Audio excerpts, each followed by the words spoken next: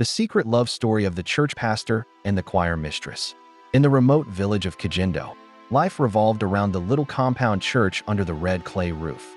The congregation had always known Pastor Emmanuel as quiet, humble, and sincerely devoted to God's work. And they knew choir mistress Amina as the voice of the village, with a soprano that drew tears even from stones. For 3 years they'd served side by side, he leading salvation hymns behind his pulpit, she lifting hearts above the tin-roof chapel. Yet their friendship remained strictly official and deeply hidden. Emmanuel was painfully shy, Amina resolutely dignified. Their connection grew through silent moments. His adjusting the hymn book so she could see cues, her staying after practice to pray over him in soft Arabic-influenced Arabic prayers. They trusted no one in Kajindo with the truth, the longing in his eyes, the peace in hers. It was during the rainy season in July that the secret slipped. A piece of ribbon, a scrap he'd fallen, asleep mending after sleepless nights of sermon preparation, fell from his satchel and was found on Amina's hymn stand. Caesar, the junior pastor, whispered suspicion among the young men. By Harvest Festival, the rumor had caught the wind.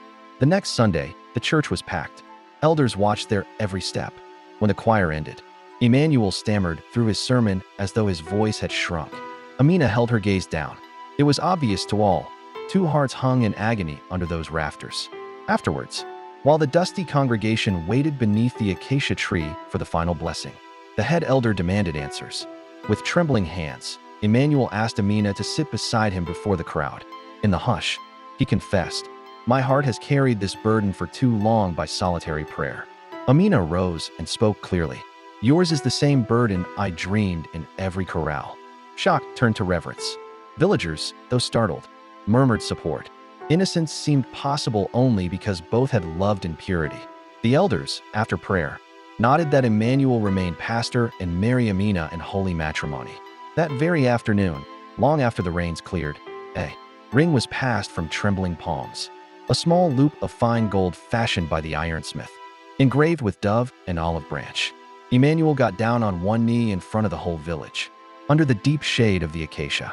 Amina, with tears in her eyes, said yes. At the wedding 6 months later, every voice lifted high in Zulu-style harmony.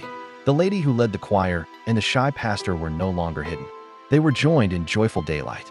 Their secret love had become a living hymn, carried on the breath of Kajindo's wind, a testament to the grace that blooms when 2 faithful souls step into the light together.